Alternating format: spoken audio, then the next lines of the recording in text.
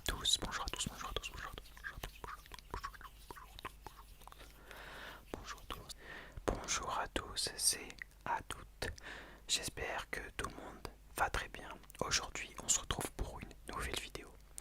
Attention, pas une vidéo aussi heureuse que les autres, puisqu'aujourd'hui nous parlons d'un sujet bien sombre. Aujourd'hui, on s'attaque à une période de l'histoire, donc des faits réels. Qui ont pris une tournure un petit peu bresson et vraiment inhumaine. Alors, connaissez-vous le Triple K, K, K, K, le Ku Klux Klan? Pour ceux qui savent, vous avez compris de quoi nous parlons aujourd'hui. Pour ceux qui ne savent pas, je vais tout vous raconter.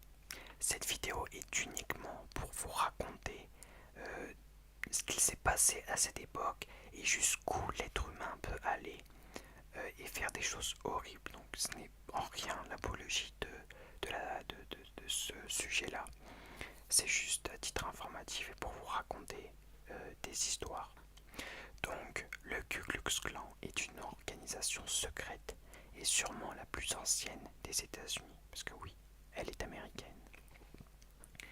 Vous connaissez sûrement les activités de cette secte. En effet, le Ku Klux Klan, qu'on va appeler le clan, parce que c'est plus rapide, est une société qui prône la suprématie blanche. C'est-à-dire, il faut une hiérarchie des races. Et c'est donc les blancs qui sont au sommet de cette hiérarchie. Ils n'acceptent pas les autres races. C'est tous les Afro-Américains qui sont arrivés aux États-Unis. Ça peut être les Mexicains ou les Sud-Américains qui sont aussi arrivés aux États-Unis. Ça peut être des Asiatiques. Si ce n'est pas blanc, c'est out, c'est ban. Elle existe depuis près de 150 ans. Elle a été créée en 1865. On va commencer par sa création. Après la guerre de sécession, donc les États du Nord contre ceux du Sud, l'esclavage est enfin aboli. Les paysans s'opposent immédiatement à cette loi qui leur retire une précieuse main-d'œuvre quasiment gratuite. Alors, le Sud, c'était le clan des conservateurs. On dit souvent qu'aux États-Unis, le Sud, c'est ceux qui votent Trump, c'est tous les racistes, tous les conservateurs extrêmes. Donc, peut-être que ça part de là. Et donc, le Nord, c'était les républicains progressistes. C'est donc le Nord qui a gagné. Et dans l'État du Tennessee, quelques vétérans sudistes décident de fonder une société secrète. Ce clan réunit alors d'anciens soldats nostalgiques du temps de l'esclavage. Au début, ils se réunissaient simplement pour discuter autour d'une bonne binouse. Ils se donnent le nom maintenant légendaire de Ku Klux Klan. Une des nombreuses hypothèses sur son origine explique que cela viendrait d'un mot grec signifiant cercle, kuklos. À ses débuts, le clan se déguisait pour faire peur aux esclaves affranchis à travers des sortes de pranks, des farces. Mais plus tard, la société prend un tournant politique. Des hommes cagoulés se tiennent devant les bureaux de vote pour empêcher les personnes noires de faire valoir leurs droits. Alors, comme je l'ai dit au début, ces organisations restaient dans le sud conservateur des États-Unis, mais les recrutements se multiplient peu à peu. Le clan est donc maintenant une secte assez imposante. Ils sont de plus en plus. Il est alors temps de trouver un chef, un leader charismatique, autrement dit pour les sectes, un gourou. Ils choisissent alors un ancien soldat sudiste, le général Nathan Bedford Forrest. À Washington, le Congrès adopte plusieurs lois visant à démanteler l'organisation. La répression commence dans le Sud en 1872 avec des fortes armées. Et donc le clan est une première fois détruit. Mais ce n'est pas la fin. Le clan renaîtra grâce, ou plutôt à cause, d'un homme, William Joseph Simmons. Simmons rêve de faire renaître le clan et organise plusieurs cérémonies et rituels et s'autoproclame grand sorcier impérial et empereur de l'Empire invisible. C'est clairement un culte du chef, comme on aurait pu voir chez les nazis avec Hitler, mais vraiment un degré au-dessus. Parce que le problème avec la secte, c'est que le leader a une position un peu divine, donc c'est encore pire que simplement un chef de guerre. Il rédige même un code d'honneur pour les hommes du clan. Grâce au film à succès Naissance d'une nation, le clan prend une ampleur nationale. En quelques mois, la société passe de 2000 à 300 000 membres et devient l'une des plus importantes organisations politiques des États-Unis. En effet, ce film, Naissance d'une nation, faisait passer le Ku Klux Klan pour des héros qui, pendant la guerre de sécession, s'étaient battus contre les Noirs qui auraient attaqué, pillé les villages, violé les femmes blanches, etc. Donc, grâce à cette manipulation que le film a fait, et il paraissait beaucoup plus soft qu'il ne l'était en réalité. On estime qu'à son apogée, la société comptait près de 4 millions de membres.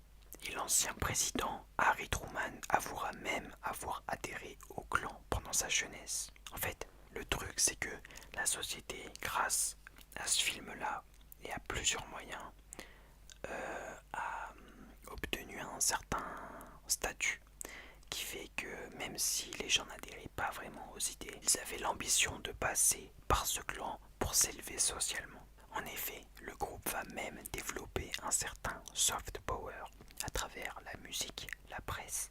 Il finance des films et des pièces de théâtre. Le soft power, c'est en fait le pouvoir se distingue par deux manières. Le premier, c'est le hard power, donc c'est toutes les forces militaires. Le deuxième, c'est le soft power. En fait, c'est l'influence que tu vas avoir à travers plusieurs moyens, à travers la musique, à travers la presse, à travers les films. Ils vont, dans l'esprit des gens, se faire accepter dans la société alors qu'ils ont des idées horribles et inhumaines. À ce stade-là, jamais la société secrète n'a été aussi visible. Assez ironiquement, à cette époque, le clan est en fait, malheureusement, très populaire. Enfin, à la fin des années 1920, le clan perd en popularité. Le grand chef de l'époque, David Stephenson, est accusé du meurtre et du viol de son assistante. Stephenson donnera de nombreuses preuves contre le clan pour tenter d'alléger sa peine. Alors, les politiques vont se multiplier concernant les plusieurs leaders qui ne respectaient pas leurs propres lois. Donc, comme toute organisation où des lois sont écrites, si les leaders ne respectent pas les lois, il y a toujours un esprit de mutinerie qui se forge chez les membres. Autre événement qui frappe la société américaine, les années 1920, tu connais, c'est la Grande Dépression.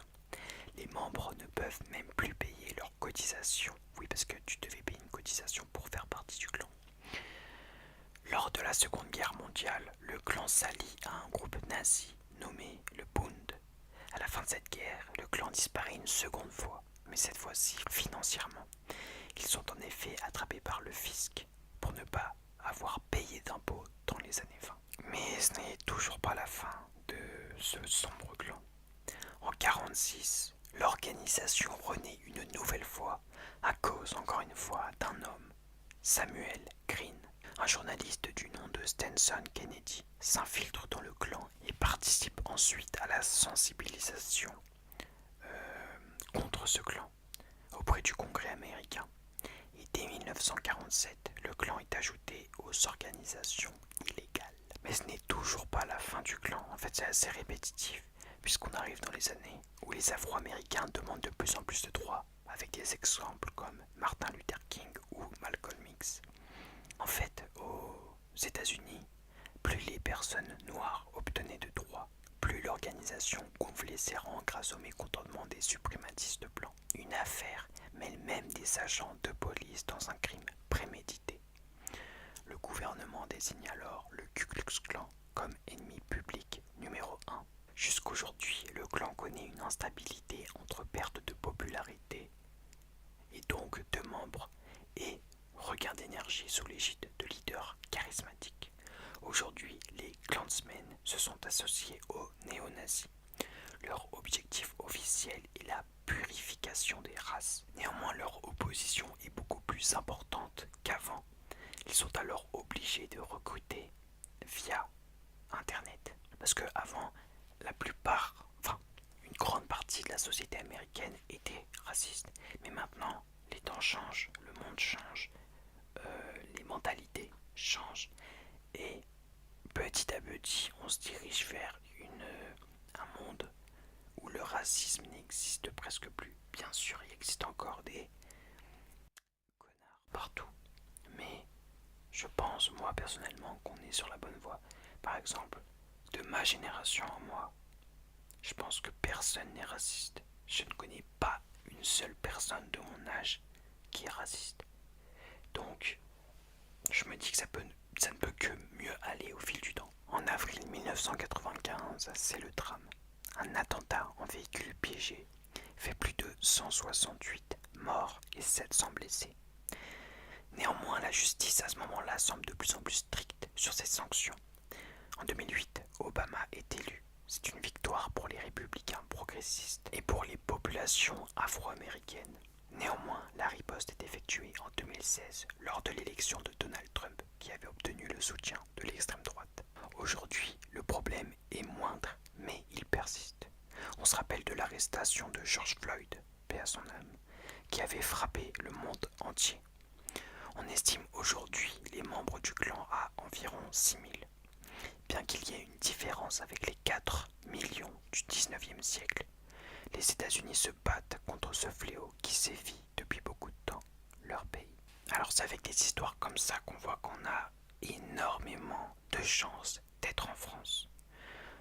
En vérité, moi, de ce que je vois de mes petits yeux innocents et jeunes, j'ai l'impression que la France est sûrement l'un des pays les plus clean qu'on ait dans le monde. Je n'ai pas dit que c'était le pays parfait, mais par rapport aux autres pays, je trouve qu'on est plutôt bien. On va jamais avoir d'histoires d'organisation comme ça qui ont une telle ampleur en fait. Après en fait je dis en France, mais je pense que globalement en Europe on est plutôt pas mal.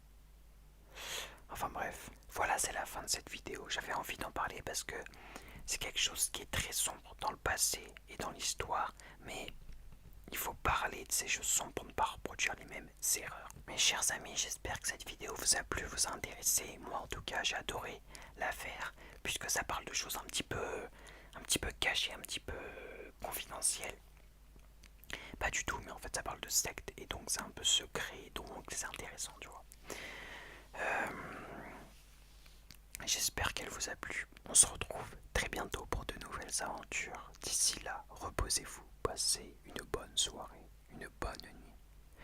C'était Monsieur H pour vous relaxer.